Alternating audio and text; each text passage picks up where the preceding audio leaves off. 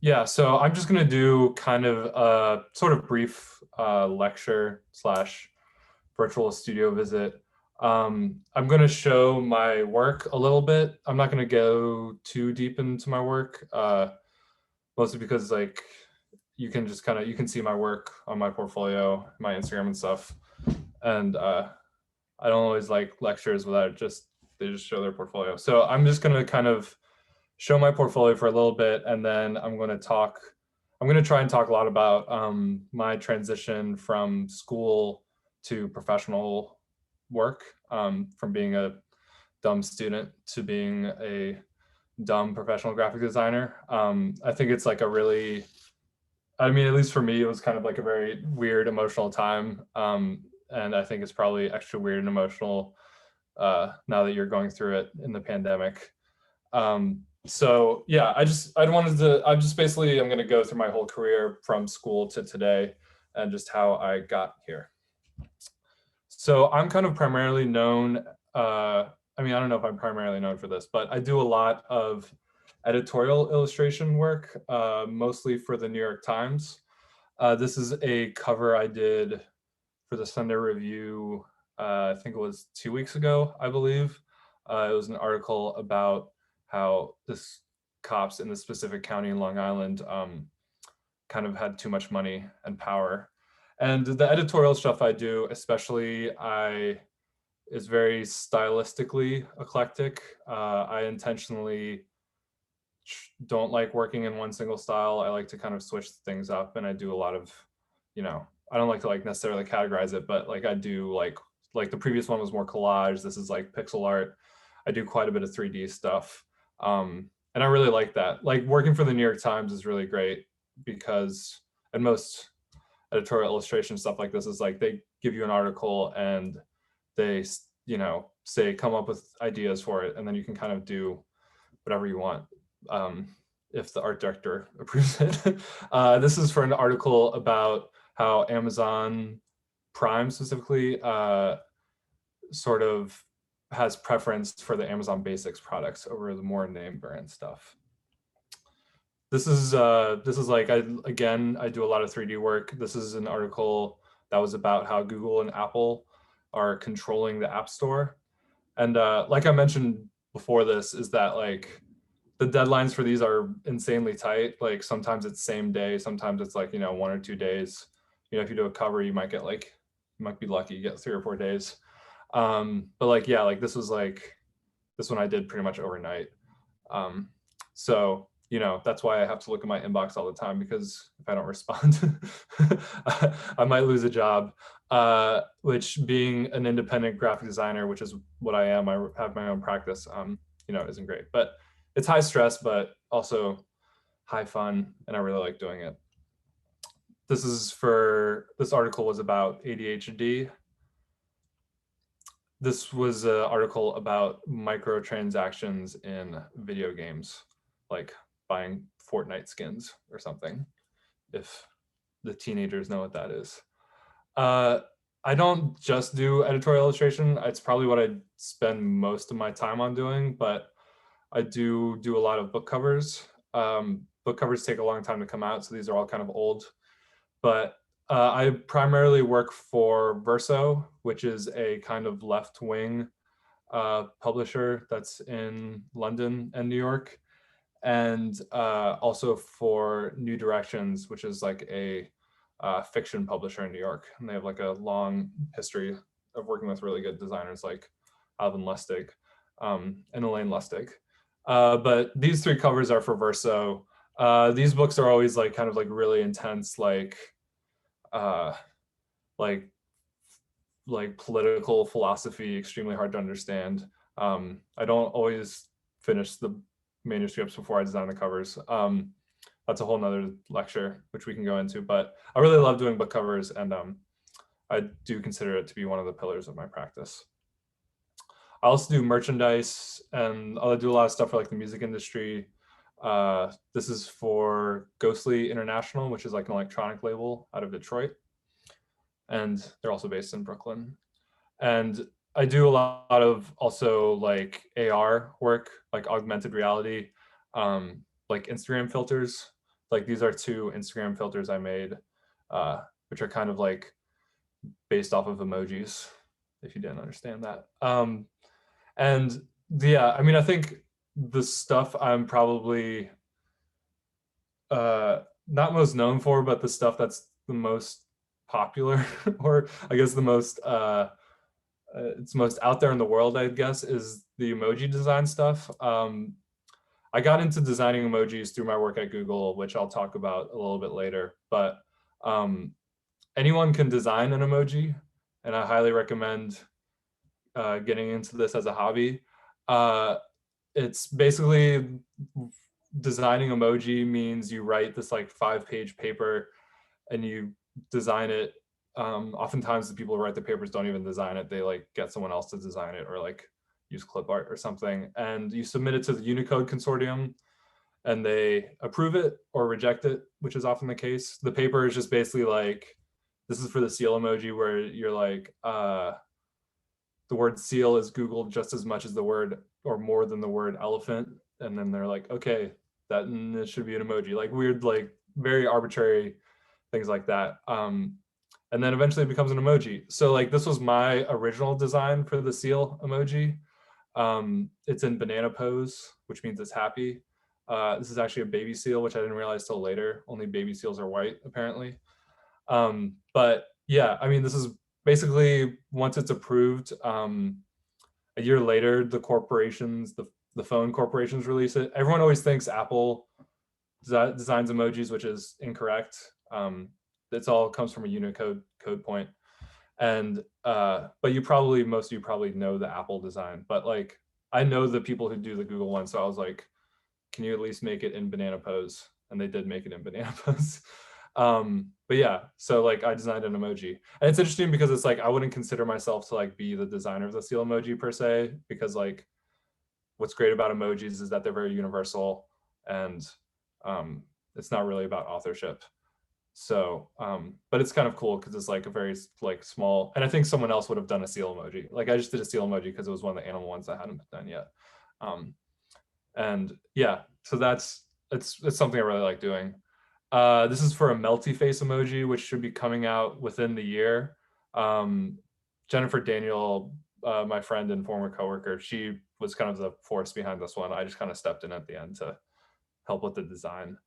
And this is a mole emoji, which I don't know if it's actually fully approved yet, but hopefully it will be out, I think maybe next year. Yeah, I won't give away too much, but yeah, hopefully the mole emojis should be coming out soon. So yeah, I wanted to talk about mostly about how I got to this point. I'm very happily don't have a job. I work for myself and I run my own practice. I teach sometimes, but mostly I just do graphic design. And but you know, of course, this did not happen overnight. I attended school. I went to Parsons School of Design in New York City. I guess it's like kind of like a highly regarded design school. I had a good time, but it was definitely kind of mixed. But I think the best experiences I had at Parsons were the internships that I did. I did 7 internships, which is a lot of internships, probably more than I should have. But they're really great. Like I feel like I'll probably bring up this point again, but like I learned more after school. Like, I learned more in those internships, and then I learned even more after school at the jobs I had than I did in school. Like I had like Bob Gill as a teacher, and I had some really good professors, but I feel like I learned a lot more on the job. So my 7th and final internship was for this guy Paul Sahre that Shelby mentioned earlier, and he does editorial illustration and book covers, and he's kind of like the whole reason why I do any of this work. So I cold called him. I emailed him being like, do you need an intern? Do you want an intern? And then like 2 months later, he responded, yes. And so I did an internship there.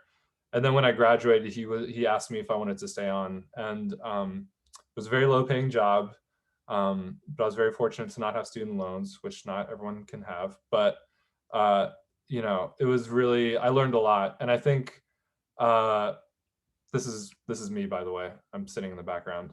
Um, I think having a mentor is really important out of school. I think it's different for everyone. I don't think you need to have a mentor. It was really good for me, just because to have like someone hands-on one-on-one just like say that my typography sucks and like just push me to be a better designer, I think was insanely helpful. And yeah, like so like this was the first book cover I did with Paul for this book Satan Tango, for New Directions. It's a really good book. It's also a movie. If you're like a film school nerd, people love that movie. But yeah, spiders were a motif in the book, so that's the idea behind this cover. Um, but yeah, I mean, it's like if I had done this cover by myself, it would have been hideous. But having Paul there as an art director, and be really hands-on, I think was extremely helpful. And then going to the bookstore and then seeing a book cover you designed, even though your name's not like my name wasn't on this, even though I did most of it, because Paul was the one who was hired. So it's like, but seeing it in a bookstore was just incredible. And this is the first editorial illustration I did. I'm actually in it. I'm this person standing here. Um, I forget. This is something to do about like fascism and Twitter or something. I don't really remember, but like, I came up with this idea. Like, I bought the shoe at like an army shoe store on like, you know, in the West Village, and like, I took these photographs and stuff, and like, I guess Paul took the photo of me, and but this is like heavily art directed by Paul and Nicholas at the book review, and but it's like, and then it's like you end up in the New York Times, and then it's like your mom is like proud of you, and like it was great. So like, and I've done like probably over 100 New York Times illustrations at this point. That number could be wrong, but I might be exaggerating, but it's like it's still really exciting for me to buy the newspaper. A lot of them are online only now, and it's harder to find newspapers these days. But yeah, I mean, doing and I feel like it's my mom cares about this more than anything else that I do. But yeah, I mean, so like through working with Paul, like I would email with the art directors at the Times directly. Oftentimes, like I would send sketches and like CC Paul, and I worked with New Directions, so it's like that's how I started to get jobs after I left Paul's. I made those connections through the job, and then I was able to kind of go out on my own and start picking up work that way. It wasn't always glamorous. I mean, it wasn't a very glamorous job in general, but I had to carry this giant boombox down a suburb street for a music video, which is very fun. So after I left Paul's, I was on my own for a minute, and then I ended up at the New York Times as an art director, and I did that for like a month. It was very intense. I think I was probably too young to be an art director, but it was I got to see Bill Cunningham every day, and like it was kind of a crazy job. But after a month, I was like, I don't know if I want to do this right now. So I took a job at MTV. MTV being, we all know, the once great music video station. They don't play music videos anymore. But it was for this guy, Richard Turley, who had just been hired there. Richard Turley was probably best known at the time, probably still is, for doing Bloomberg Business Week covers. He did these really crazy Bloomberg Business Week covers for a while. But he had just started at MTV, and I got hired there. And basically the job was to do, excuse me, on-air animation, like news hits. So basically we would get in every day, and they'd be like, okay, here's the big news. Justin Bieber got a haircut. So I would do like a 15-second animation that morning about Justin Bieber getting a haircut, and then it would go on TV in the afternoon. So it was just like really intense. Like I'd done a lot of animation in undergrad, but I hadn't, and I did some at Paul's too, but this was kind of like all primarily animation, which I liked. Like I like animating stuff. You can see in some like those illustrations were animated. But yeah, it was like a really crazy job. Like we worked on, like I worked on Ariana Grande special. Like you know, we had our own TV show for a while, which nobody watched. It was like the worst rated week in MTV history for a while, I think. We like, you know, it was really great because it was like similar to the New York Times stuff where it's like the art director just emails you and you come up with your own ideas. You know, literally I got my best friend hired to be the writer. So I would just sit with him and we would just like goof off and come up with ideas, and then they would be on MTV like that day, which was really fun and it was really crazy. So I was there for 3 years. This is like a minute and a half of that work. The video might be kind of choppy. It's on my website if you want to see a smooth version. See this place.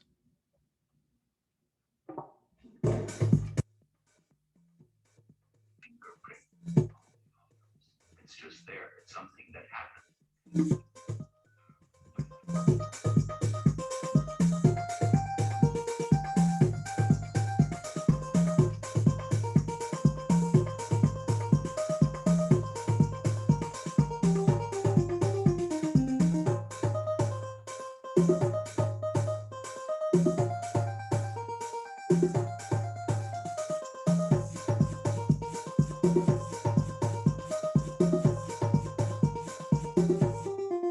You know, it's on TV, like, Totally. we don't care.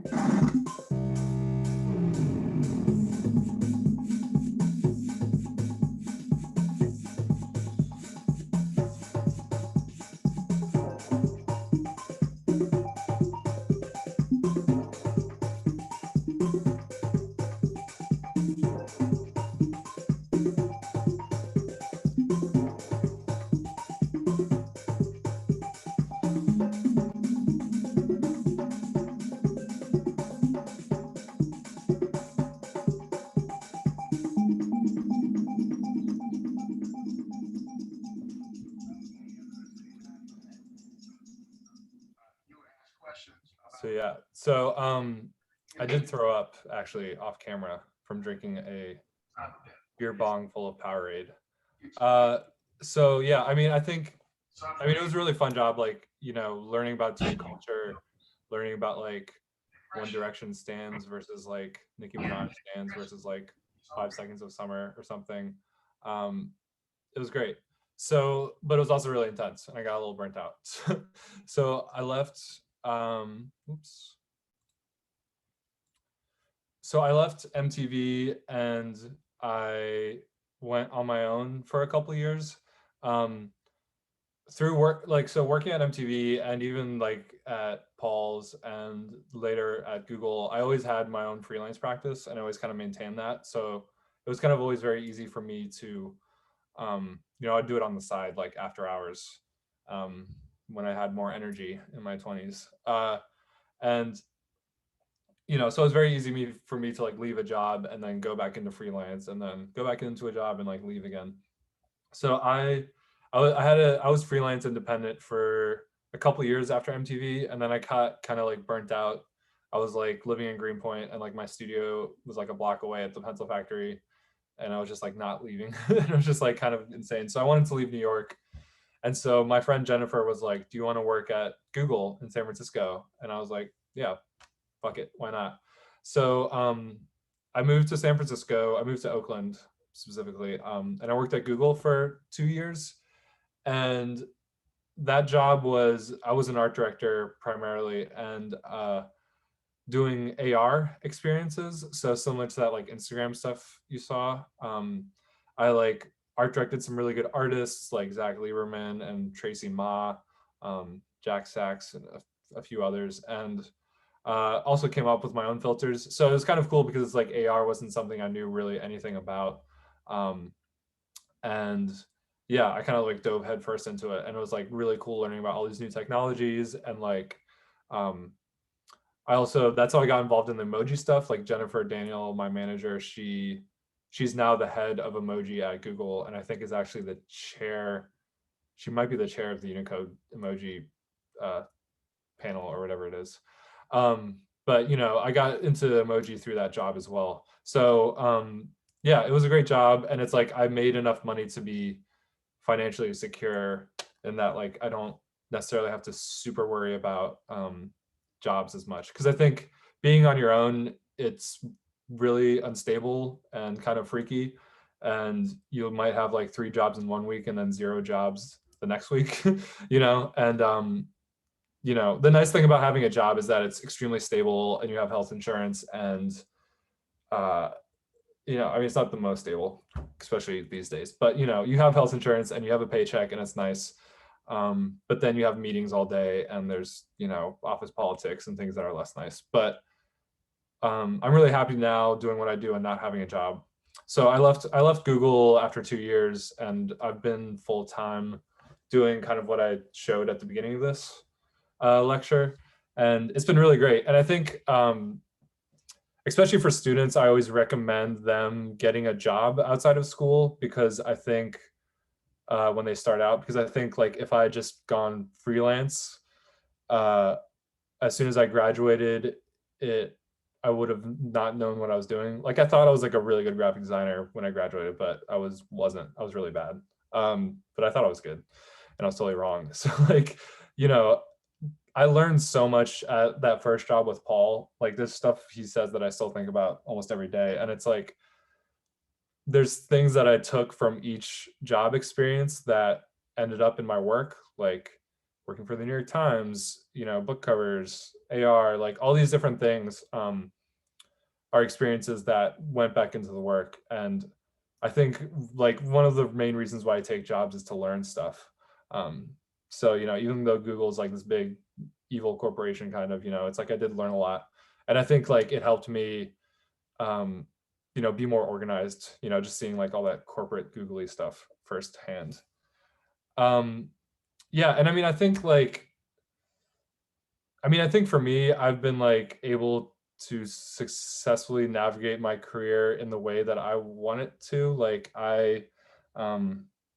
I'm really happy that I don't have a boss. I get to mostly do the kind of work that I want to do. I make way less money than I did at Google, but that's fine because I'm happy. And I think, especially if you are like a student, like I still feel like I'm in art school. Like I still get to experiment and do interesting things, and I have a lot of like authorship over what I do. I mean, I think it still is a job. Like I'm not just like out here partying and taking naps and like doing illustration stuff on the side. Like it is extremely stressful and it is work. And there's times where I wish I never had to work. But I think for the most part, I feel pretty fortunate in my career, and I feel like I have been able to navigate it pretty successfully in the way that I wanted it to. And yeah, I mean, like, again, you can just stay in art school forever. And I think that's what I've tried to do. So yeah, I mean, that's kind of all I have. I feel like we can have, I always like having a discussion too, instead of just a lecture. So hopefully this was helpful for all of you.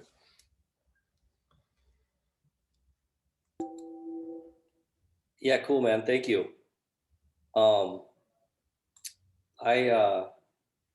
That all said, I'd be curious to hear what questions you have for Erik.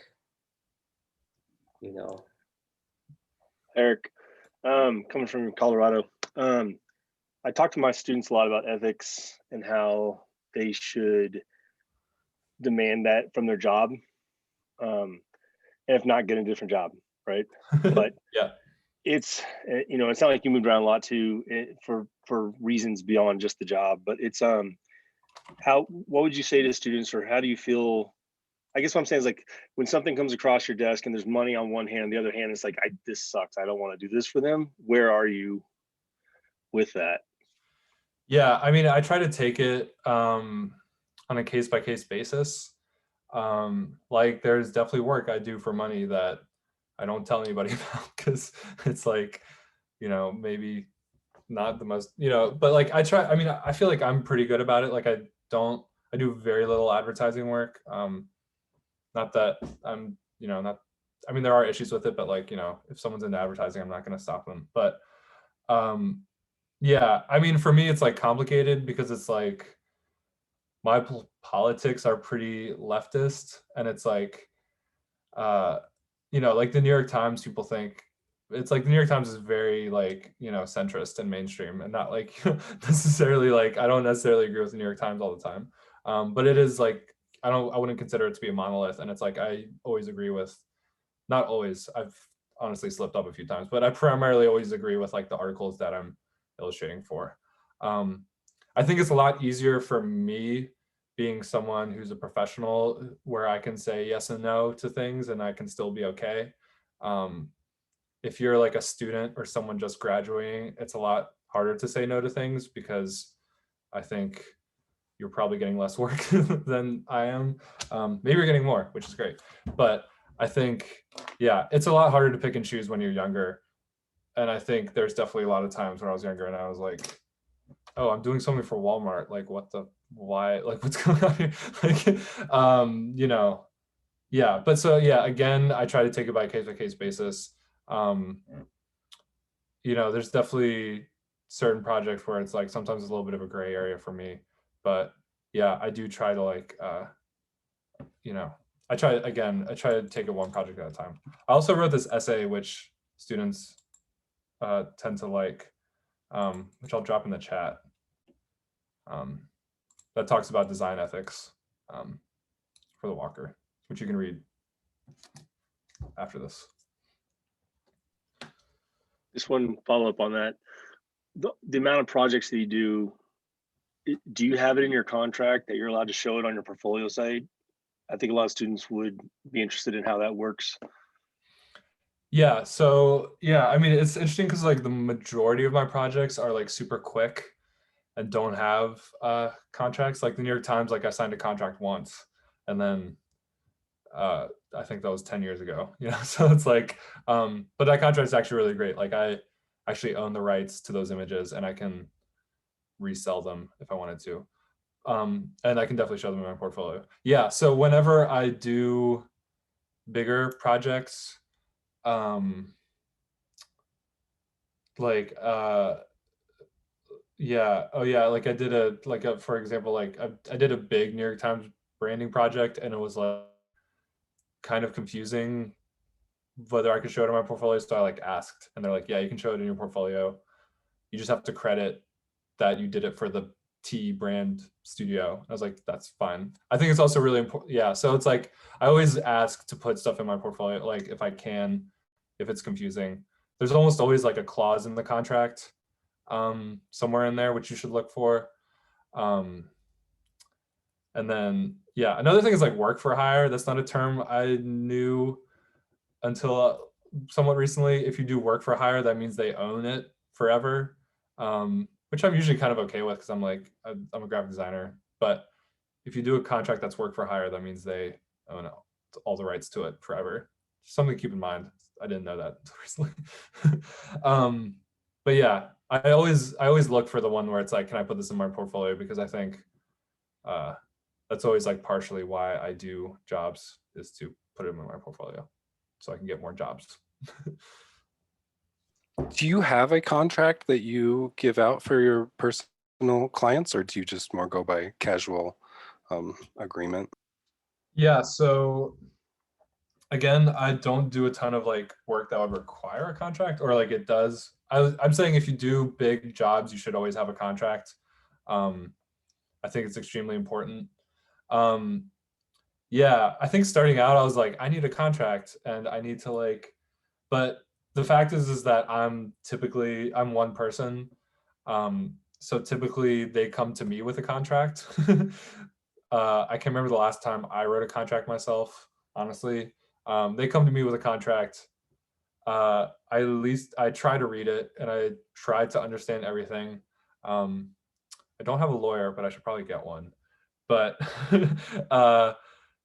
yeah, like, yeah, I think I like looked at the AIGA contract when I was a student. Somebody just linked that. Yeah, I would just say read over the contract. Like, again, I primarily receive contracts because it's like if I work for Nike or somebody, they come to me with a contract. I'm not gonna like give them a contract because they already have one because they have a 200-person legal department or whatever. So it's like, um, read over the contract, ask questions. Like, I think they like it when you ask questions because it means you actually read it and care. Um, and yeah, I mean, I think I was talking about this recently when I've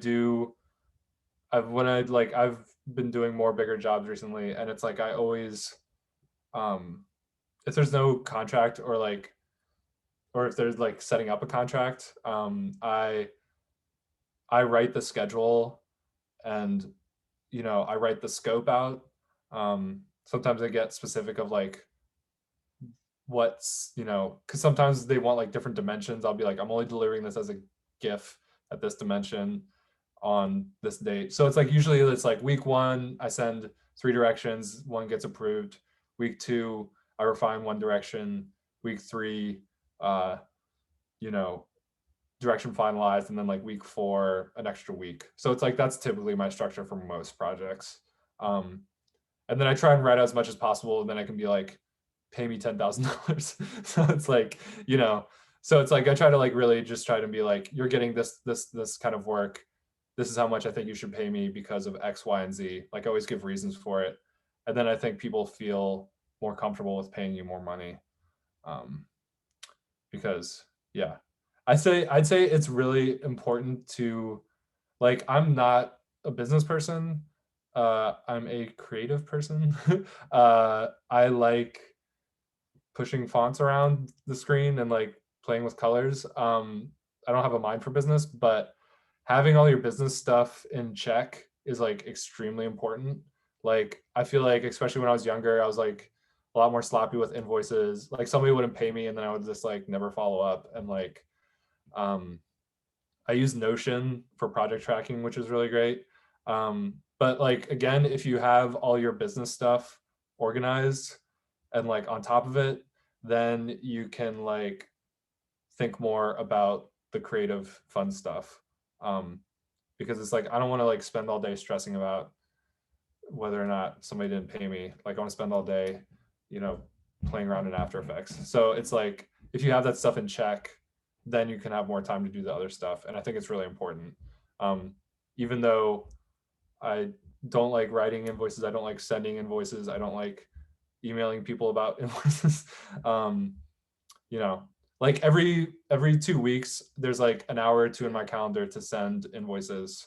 I don't always do it because I don't always have invoices to send, but it's like an hour for me to like follow up with people and send invoices on Monday. Early in the week's always better. Yeah, I just think it's really important, especially if you're a student, because I know I was really stressed out about money stuff, and I feel like I wasn't taught money stuff in school. Like, maybe a little bit. I don't know what your schools are like, but yeah, like just any of your teachers or like professional people that just ask to see their invoice, and they'll probably show it to you. Just they'll delete all the social security numbers or any of the prices or anything, but just be like, hey, can I see your blank invoice just to know what I want to put on it. I had teachers who did that for me, and I had teachers who like showed me contracts, and that was really useful for me, because yeah. And I mean, I think also it's like being a freelancer, your taxes are a nightmare. Like, I just did my taxes, and it's like I had 35 clients last year because I do a lot of small jobs. So it's like, that doesn't add up much, but so it's like I had 35 clients last year, and like 20 of them send me 1099s, which is like illegal. Like, everyone's supposed to send you a 1099. So it's like, I've made sure I had everything written down over the years. So it's like, all my receipts, all that shit handled. And I have an accountant even, which is great. I recommend getting an accountant. Costs like a couple $100. They're going to save you money for sure. My accountant always saves me more than I pay them. Yeah. So yeah, the way the American tax system is set up is not useful for freelance graphic designers, but Yeah, so I just would say this is a very long-winded answer to asking about a contract, but it's really important to be on top of money. I know that's like really boring and not fun, but I don't want to lose sleep over that stuff because I want to do fun stuff. Do you ever get clients off of social media? Yeah, no, so yeah, I mean, I think it's really interesting because when I was in school, like Twitter existed, and I would goof off on Twitter, and like Instagram was like for like filtered photos. like like design blogs were where it's at. There was like a bunch of design blogs. Now it's just like it's nice that. And before that it was like annuals, like design annuals. You would have to pay $100 to like hopefully win an award to be in like a design annual. And then art directors would buy these annuals and then they would like, so it's like the game now is like Instagram. And I think, maybe it's nice that. And yeah, I mean, it's stupid. I hate it. I think it's bad for my mental health. I think it's bad for a lot of people's mental health. But I am on Instagram, so please follow me. No, but like, yeah. I mean, it's like, I do get a lot of work through Instagram. I mean, I don't know if it's a lot. I don't know like what the percentage would be, but I do get work off of social media. I've made friends on Twitter, like the art director of Verso who originally hired me, he's not there anymore, but like we were friends on Twitter and then he started hiring me to do book covers for him. So it's like, I don't know how that happened, but shout out to Andy. Yeah, no, it's important. It's really important, I think. I think it's important to put yourself out there, especially if you're a student, even if you think your work is maybe bad. I put up most of the work I do on Instagram, even if I'm not super happy with it, because sometimes people are like, this is really good. And I'm like, I don't think this is good, but maybe I'll like reconsider, I don't like, if I wanted to be, I don't know. It's like what Instagram is so stupid. Like I could do like way more Instagram-y cool designs, but I choose not to because that's not what I like doing. Like I could do like cool font posters or something. I don't know. No disrespect, but like it's stupid, but it's like it's a game. It's a game like anything else. And it's like, is Instagram going to be? Instagram probably still will be here in 10 years, but it might be some other thing, So yeah, I do really recommend students get on there and like put their work on there. I know a lot of students are really hesitant to do that, but I think it can like lead to opportunities. And yeah, also have portfolio websites. That's also, students should all do that. Do you have any advice for coming up with a rate sheet? Yeah, And so when did it take you to come up with your rate sheet? yeah, so it's interesting. Like, so most of the work, like the New York Times, for example, they're like, we're gonna pay you $300 to do this, and I'm like, cool, that's fine. You know what I mean? So it's like most of the people decide the rates for me. Everyone has a budget. They don't always want to tell you your budget. So I almost always ask for the budget first, and then sometimes they tell you, sometimes they don't. Oftentimes they're like, we don't know. So I think I do have certain numbers in my head. I don't have like a rate sheet necessarily. Maybe I should have that. But yeah, I always am like, oh, if it's a logo, depending on for who the client is, I'll charge $2,000 to $10,000 or something. I just made up those numbers, but like, so I usually talk to the client, I see what they want, and then I kind of come up with a number based on that. Like I'm going to charge Nike way more than I'm going to charge a nonprofit. You know what I mean? Because it's Nike and they are rich, so it's like, but yeah, so again, a case-by-case basis, which is, I should probably maybe be a bit more organized. But yeah, and it's always really helps to ask friends. Like for example, like somebody asked me to do like a podcast logo for like a big mainstream podcast, and it's like, I've never done a logo for a podcast because it's like, podcasts are free, but this person is famous. Like, I don't know. So then I was like, wait, I know one person who does podcast logos for like This American Life or whatever. So I like asked him and he was like, oh yeah, I charge X amount of money. So I was like, okay, cool. I'll ask them for something. And they're like, yes, that's great. So yeah, it really helps to like ask people. And like, I think that's always really useful. Like I'm on like a Slack with a bunch of graphic designers and like people are always like, how much should I charge for this? Because it's like, I've never done this before. So really helps to ask other people, I would say.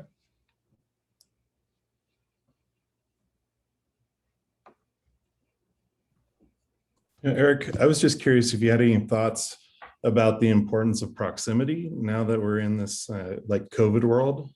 Like, do you think designers need to move to New York or San Francisco, or is it maybe easier to find opportunities elsewhere? Yeah, I mean, it's interesting because it's like I, again, really benefited from being in New York City and being in proximity with the designers that I looked up to when I was in school. Yeah, I mean, I do think it's really changed. I mean, I think it is helpful to, at least when you're starting out, to like move into an area with other designers and the work that you want. But yeah, I mean, now that jobs are all remote, that's probably changed. You know what I mean? Like if, I don't know if we're gonna go back to going into an office anytime soon. But I will say, like, you don't have to be in New York or San Francisco or LA to be a good graphic designer. Like, I always really like it when people don't live in New York and they're really good. Like, I feel like it's really cool to like for people to build communities wherever they are. And like I did a thing with like the students from like this Utah State University, and their work was like insane. And I was like, I'm not, Utah State graphic design is not on my radar. They're like wasn't on my radar. And I was like, these students are like pro. So, you know, it's like I think you can really be a good designer wherever you want to be. And I think, yeah, I think even now it's you should like take the opportunity to be like, oh, I really want to work at Pentagram or something, but it's like I don't want to move right now. But it's like they're doing remote. So it's like I can take that, I can like intern at Pentagram right now. So it's like it might, you know, even though it's a very bad situation, you know, you can maybe use it as an opportunity. But yeah, I think again, you can be a good designer anywhere. And I would, you know, I like it when people aren't in New York, but at the same time, I think it does help for you to be in proximity with like a community of good designers who you look up to. But again, that community can also just be online as well. Thank you.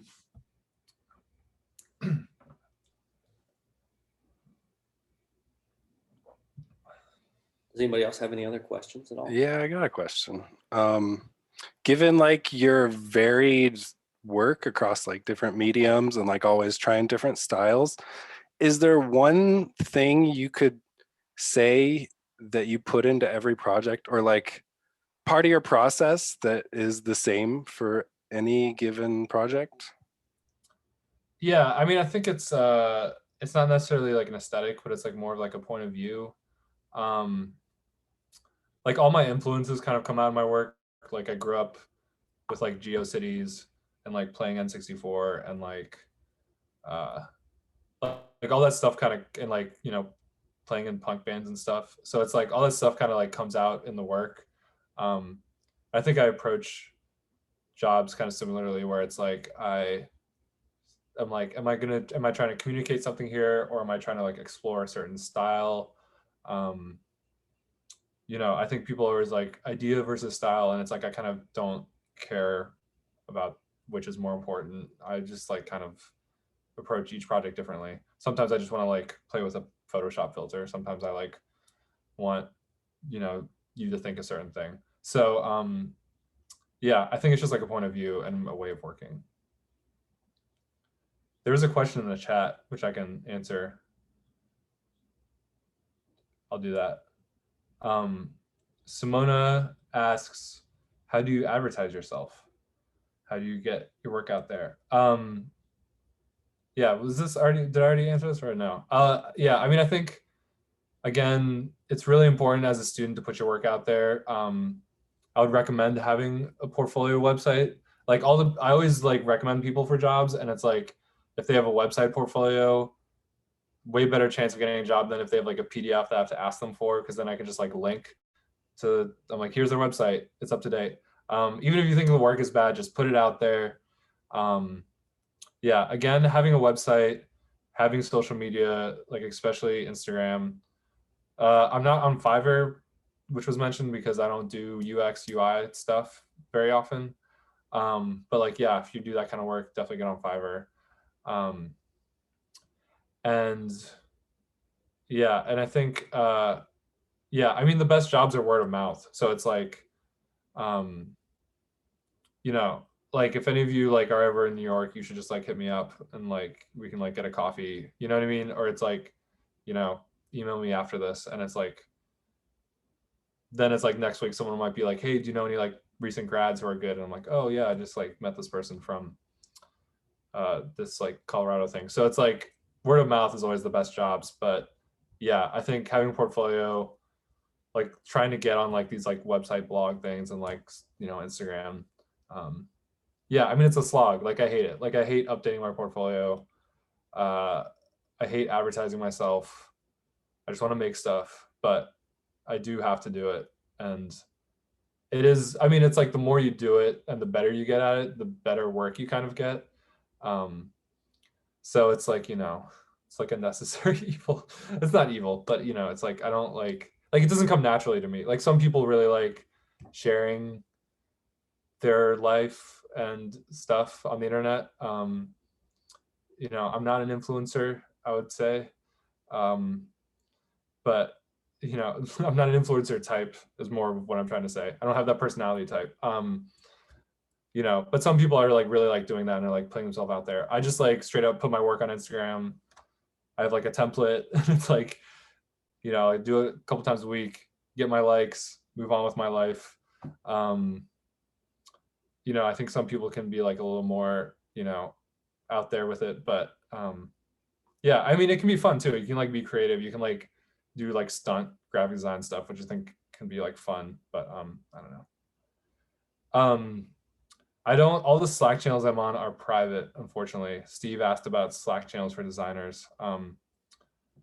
So sorry, but yeah, I mean, make a Discord and make a Slack with your friends. Like, no, it's good. It's a good question. Make one for your friends. I mean, I feel like whenever I see like younger people make a Discord, I'm like always jealous because I'm like, oh, they're like cool young designers on a Discord that I'm not on. And so, you know, maybe you could make that Discord. You know what I mean? Like I'm on like 20 Discords and it's all like a lot of like 18-year-olds, and I'm like, I don't get these jokes. I don't know what that's about, but yeah, just get it. Yeah, I mean, I think community is really important. I think community is something I value more than design, honestly. Like I think like the work I do that like helps foster community is really useful. So it's like being in design communities online and in person is extremely important. And I really, yeah, like I'm a better designer because I think a lot of my friends are better designers than me. So it's like I'm trying to like go up to their level. You know, so yeah. Yeah, I mean, I think it's and again, it's like always useful, like I mentioned, to like ask how much I should charge and like stupid stuff like that. You know, somebody's always like freaking out on Slack because their boss like stole their idea in a presentation and they like want to quit their job. So it's like, you know, it's always helpful to like, you know, talk to people about stuff you're going through. Cause I feel like, I mean, when I was a student graduating, like I was like freaked out. Like, I don't know what the hell I was going to do. And it's a really weird emotional time. And so, yeah, I mean, having friends and stuff, and they can be like I have like some of my best graphic like design friends. He like lives in Australia, and it's like I met him once, you know, but he's like a really good type designer. So it's like, you know, they don't have to be in Colorado, you know. So, yeah. Do you have, I think I might know the answer to this, but do you have a preference when it comes to in-house graphic design work versus agency work? I don't know if I have a preference. I mean, I think it's interesting because it's like, I feel like in-house is a lot more prevalent now. Like I feel like a lot of companies realize that like they could save money by hiring people instead of paying $400,000 to Wolf Olins or whatever. Yeah, I don't necessarily have a preference. Like I worked in-house at MTV, but I've like worked at lots of agencies and stuff over the years. I really like small graphic design studios. It's kind of like a dying breed these days. Like they always just kind of get eaten up. I was just talking to someone and he's like, who runs one, and he's like, it's really hard to run a small graphic design studio. Probably especially these days. That's probably why you don't see so many. But I feel like small design studios have really exciting work. And students always want to work at small design studios, and it's really hard to get jobs there. But and I think, yeah, I mean, I think you can do really cool work in-house. I think you can do really cool work at an agency. You can do cool work at a small design studio. Like I've done, like Paul Sahre was like the smallest design studio. MTV was in-house. Google was a corporation. You know what I mean? So it's like, and I've done freelance at like advertising agencies and stuff. So it's like, you can do good work, I think, in every situation. It's just kind of what you take out of it. And I wouldn't necessarily say prefer in-house to like agency stuff. Rebecca asked what my favorite project. I don't know if I necessarily have a favorite project. I mean, the emoji stuff is cool because it's like everyone uses emoji. But again, that was like a paper I wrote. So it's like, I mean, I think I will say like I wrote that essay, which I linked, which I was proud of because it's like students talk to me a lot about it, and like teachers, and like that wasn't even graphic design, that was like an essay. And I feel like that had like a positive impact more so than anything that I designed. I mean, maybe the seal emoji has changed the world, though I doubt that. But yeah, I mean, I feel like that essay was really good because it was like, it like started a conversation with some people, and I just care about what students think. I don't really care about like what professionals think as much. I just want you all to like me. I don't care about like a pentagram partner liking me or something. That sounds kind of pretentious maybe, but yeah, I just think like it's really cool. Like I think I really like working with students and seeing what students do, and like getting students to like think about ethics and stuff is really important to me. So yeah, that essay was like good because it's like the essay work and the emoji work, that was like a feedback loop. Like it wasn't like I made one thing and then it was out there and people were like would buy it or something. It was more like people interacted with it and then came back to me with things. And you know, same thing with emojis. Like emojis are cool because it's like what people do with them. Like the eggplant emoji isn't cool because it's an eggplant. It's cool because people have like reinterpreted it. So it's like, you know, that's what's always like, I always like stuff that's like more community driven, I'd say. One question I've had throughout school for all my professors is their creative process. Obviously it varies for each person, but do you have like a cookie cutter template of your creative process? Yeah, so like, so especially for like the illustration stuff, which I do a lot, they always ask for sketches. So I send 3 to 5 sketches, and this kind of applies to most of the stuff I do. My sketches are like, I used to do like hand-drawn Sharpie stuff, but now it's like just to show the idea, but then people are like, what is this gonna look like? They would always get mad at me. So I do like kind of like rough design sketches in like, I don't use Photoshop, I use Affinity Designer or Photo. And it's like, so I do like rough designs, 3 to 5 rough designs. Ideally one gets picked and then I take it to final. That's kind of like the basic. Obviously there's usually a lot more back and forth. Sometimes I have to like start over. But yeah, that's kind of like the basic process. Some people like, if I was like Paul Rand or something, where it's like he would just do one design and then like be like, this is the winner. Like I wish I could do that, but like I don't know, maybe I'm not like ballsy enough. But yeah, I think that's kind of like my basic process. And then for your inspiration for all of the work, do you guys, or do you have defaults to where you get that inspiration? Whether that would be walking outside or, I don't know. Yeah, just that interaction, I guess, and the inspiration piece. Yeah, I mean, I think like doing the editorial illustration work, it's like always really helpful if you know what they're talking about.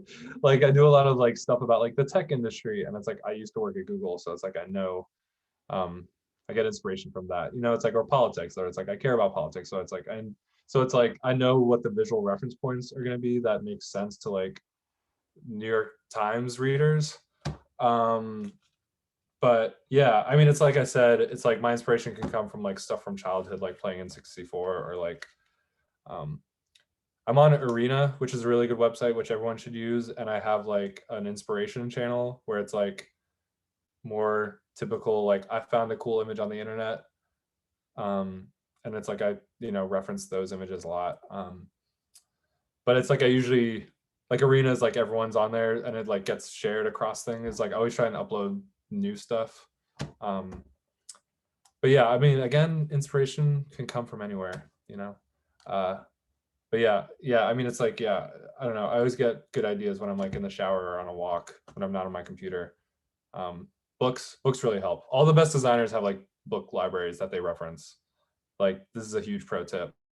Like just be inspired by shit on Instagram. Like buy a bunch of design books that are overpriced. Have a design library, like all the best design books that they pull from. Because there's so much stuff on there that's not on the internet that's like really good. So yeah, I have my library over here, that camera. Yeah, that's a big one.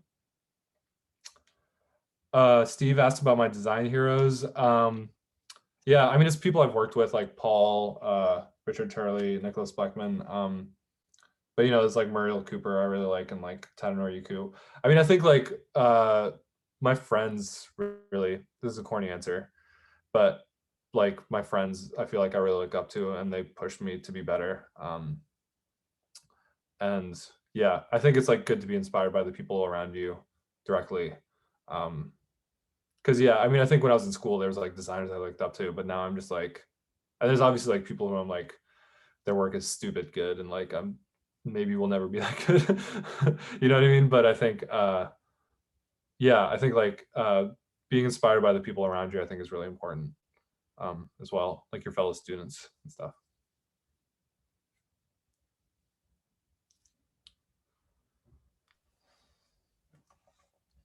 All right. Well, if that's it for questions, that be then maybe we'll kind of conclude this. I just want to be kind of conscientious of everybody's time because this was scheduled to go until 2. So basically, I just want to thank Erik again for his time and for all that great information. I wrote down like a bunch of questions. I could continue to ask you questions for like the next hour. But I really appreciate how much time you did leave for questions. That was at first I wasn't certain if we would have as much participation. So I appreciate you all coming with questions and looking for information and stuff. This is always a great opportunity to kind of take advantage